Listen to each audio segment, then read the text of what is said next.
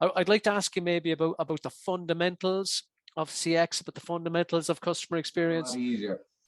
We created a framework. So the first one is all about I trust you.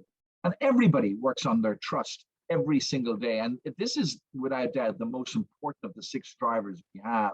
And time again, we've seen companies who fail in that trust area just collapse in terms of their delivery.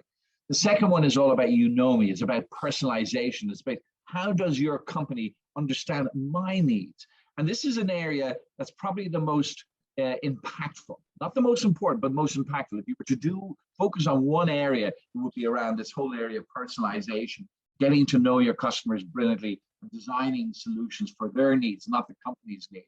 And then the third one is probably where most of the activity is taking place today globally, is you make it easy. So, how does your business make it easy for your customers to do business with you? And that's brought in a huge shakeup, particularly in that digital platform. Digital is coming in and it's making a much more convenient world for many customers, but it's not the answer to all ills. And we'll talk a little bit about that as we go through this process. The fourth one is all about empathy. You get me. How do you genuinely understand what it's like to be in my shoes today?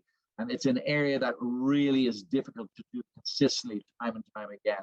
And the fifth one is about delivering on your promise. And again, this is about managing, meeting, and exceeding your customers' expectations.